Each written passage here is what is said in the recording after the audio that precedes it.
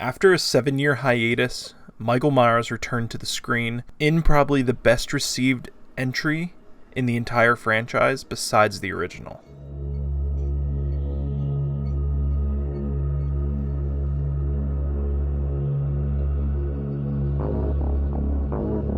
For Michael Myers' return to the series, the producers wanted to return to the basics of their form. That meant suspense and a mysterious figure stalking and murdering. And this is where I point out my first complaint with this new installment, Michael Myers' look. In multiple interviews, the maker of the mask stated that it was a hassle trying to get people to understand what the damn Michael Myers mask looked like. I didn't get a chance to see those masks until we actually got on set.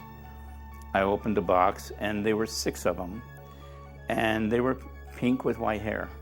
And they said they wanted to be featureless, but the original really wasn't. I mean, it looked like Captain Kirk. I understand it's supposed to be its own thing and not look exactly like the originals, but to me, this is when Michael Myers started to not look like Michael Myers. Michael Myers isn't supposed to be this towering wall of a man either. Since he is so giant in this film, it takes away some of the plausibility of him being a sneaky guy. How can somebody that big be as quiet as he is? That's just things I think about. In the 2 originals, he just looked like a normal guy with mechanic coveralls and a mask. Not a pro wrestler in a padded suit. So when I see these entries of Michael Myers, I see all of what I described, and not something necessarily scary. Much of what made Michael so creepy in the first film was his appearance in the backgrounds of almost all the scenes. But here we are just treated to like nightmares and strange occurrences in a local drugstore. And I despise nightmares in films. I think it makes Michael seem more like an entity rather than an actual physical being. I think this robs us of true horror and suspense. I say all that, but I definitely don't think this is a bad film. I think the opening credits is one of the best and most haunting in the series. It's mostly because I live in a place surrounded by farmland and some dilapidated housing and barns, and it really resonates with me. It's spooky. In this entry, they pick up Danielle Harris as Jamie Lloyd, and I thought that was a great addition. Have gotten Jamie Lee Curtis back, Danielle Harris really filled in the role as probably the youngest scream queen that we've ever had. She is like so wholesome and she's likable. And it's so uncommon you find a child actor as good as Danielle Harris. Donald Pleasance is always a great actor in these films. And my favorite scene with him in it is when he gets picked up by a crazy preacher, and it's hilarious. You know, they talk about death and, you know, impending doom and stuff like that, but like you just see like a smile come across Dr. Loomis's face, and it's just, I don't know, it's one of my favorite scenes. It's great. But as far as the best sequence of the movie, for my money, it's when the group has to board up their own house to wait out Michael Myers. It's pretty interesting due to the conflicts in the house and the atmosphere. We know that Rachel and Brady and the third girl, I totally forget her name, are at odds. We know that Michael Myers is outside the house or maybe even inside the house. But the reason why it works is because we know beyond a shadow of a doubt that Michael Myers is going to get in that house and murder some people. We just don't know when or how. I am going to complain about the cop getting killed off screen. It's sort of lame. I hate off-screen kills. But it did create a fair amount of suspense and downright terror for when the cop's daughter dies.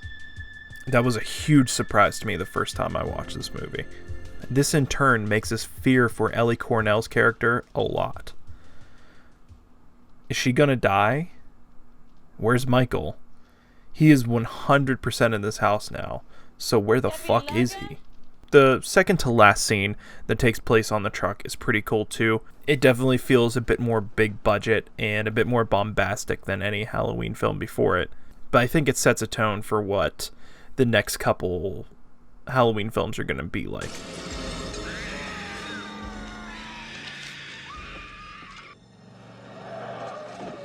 But the ending of this film is so ballsy. I love it. Jamie kills her mother, and it's like she became Michael Myers. It's just an incredible, incredible risk that they took, and I think it was done almost perfectly. I know this is probably worthy maybe of a 90, but my prejudice against the whole mask and how it doesn't really rely on suspense anymore gets in the way of that. So for Halloween 4, The Return of Michael Myers, I'm going to give it an 84.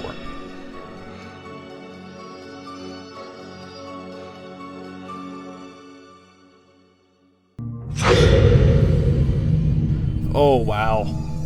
Holy hell. This is where the series takes a nosedive. It really does. I'm not going to mince words here, but this film is the worst in the original continuity. I feel like a lot of people consider Halloween 6 as the worst, but I think this one is so bad. I think it starts with how it looks. It looks like it was shot on an old mini tape that you put in a camcorder. It just looks ugly. The lighting can be sort of pretty, but it isn't all that pleasing of a film to look at. I think there are some cool looking shots, but the quality of the image is just so much lesser than anything.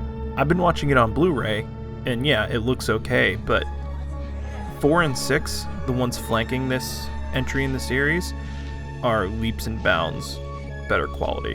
The biggest problem this movie faced was flat and uninteresting characters. I know why you've come back, Michael.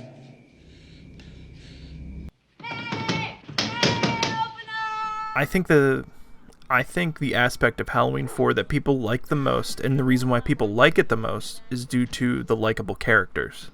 If this film had the same time devoted to this aspect, it could have been so much better, and suspense would have actually meant something, rather than faceless people being stabbed.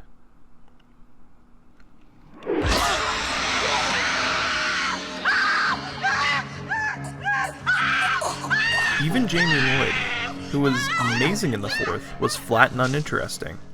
Audiences could be drawn to a villain that has no dialogue, no personality, no anything, because all the surrounding cast was full of it.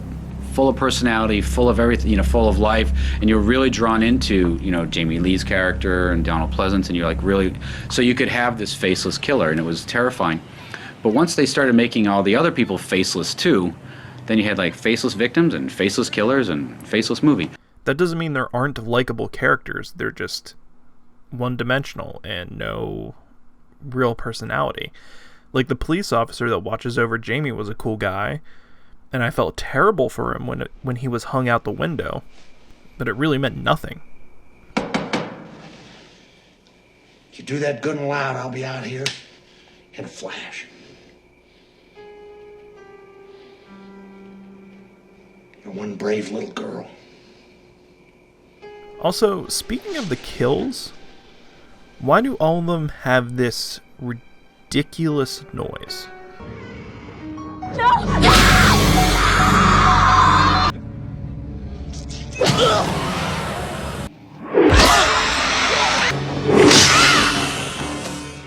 It's so damn annoying.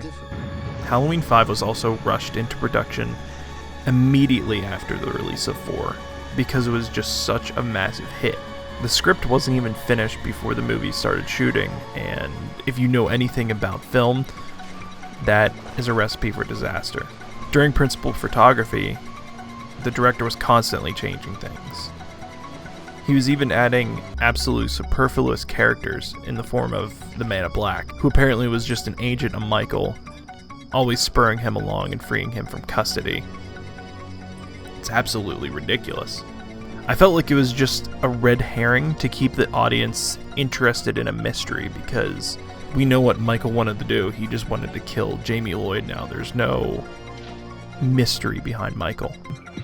If there was some better and more intense suspense, the film would have greatly benefited too.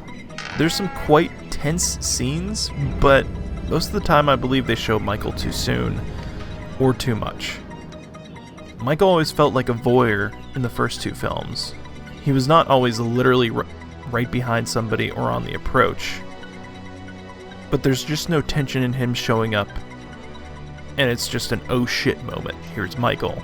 We need some build-up and some tension introduced to that equation to make any of the kills really worthwhile. So Halloween 5 was a mess. It really, really was. In production, in presentation, and in character development. It really does hold a soft spot for me because it's so nostalgic, but I cannot in good faith rate it higher than Halloween 4 or even Halloween 6. Halloween 5 gets a 60 out of 100.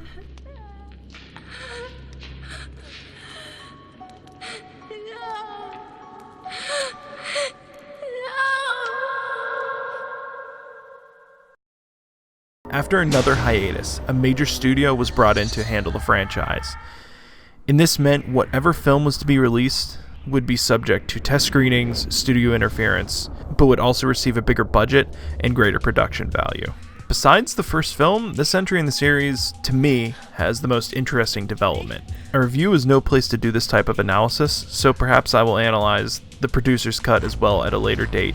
A ton of people consider this film to be worse than Halloween 5, and the worst of the first continuity, but I definitely wouldn't take it that far.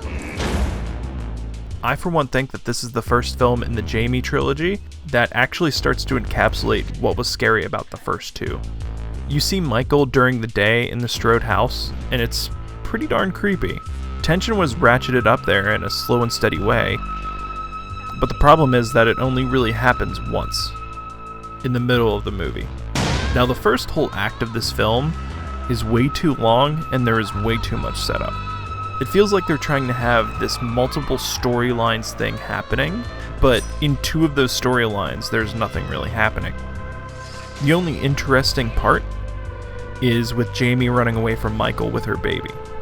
It would have been interesting to see if the narrative could have been told non-linearly at the beginning, like having Jamie's parts first, then Loomis's, then Paul Rudd's, and the only unifying characteristic being the radio.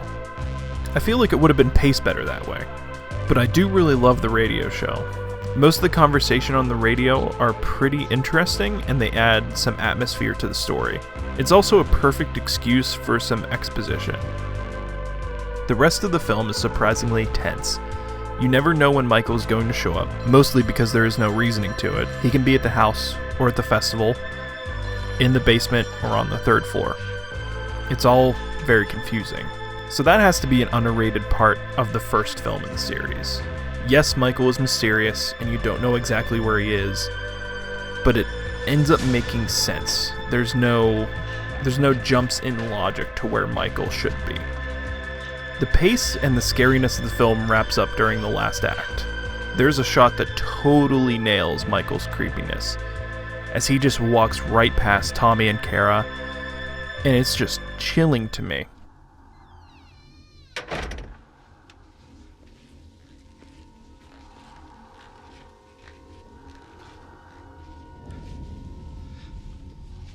And this type of shot is done earlier in the film and pulls off a similar tone.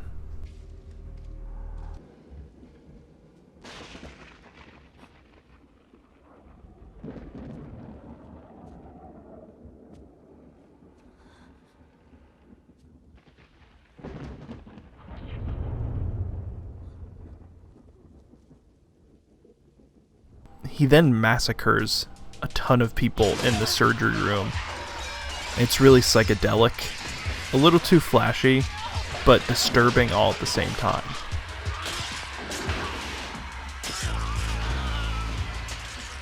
And I just spoke about the characters Tommy and Kara, and really those two are both okay. Paul Rudd can be a little cheesy as the creepy good guy, but he ultimately fits the film pretty well. Kara is sympathetic enough, and it's pretty cool having a single mom in the lead actress role. However, the other characters are just flat. They are there to get killed. Or to be a dick, then get killed. That's not to say that their kills are not cool, like the guy getting exploded.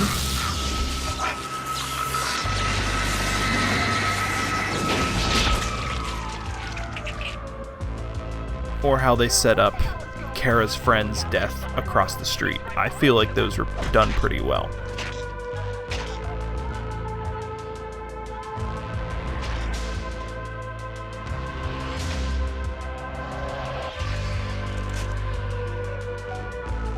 This was Donald Pleasence's last film before he passed away.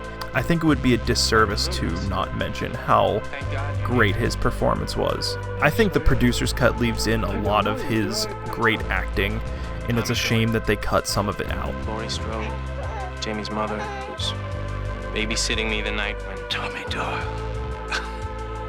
But Donald Pleasence is one of the best things in all of these movies.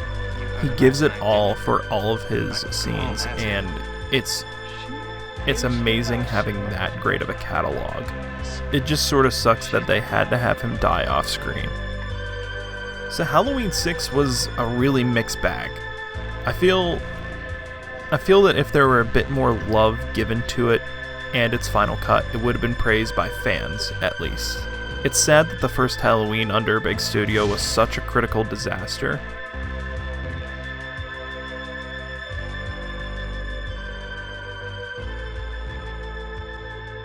It's a shame that after this entry that nothing else really mattered, because they changed continuities. So Halloween, The Curse of Michael Myers, receives a 75 out of 100.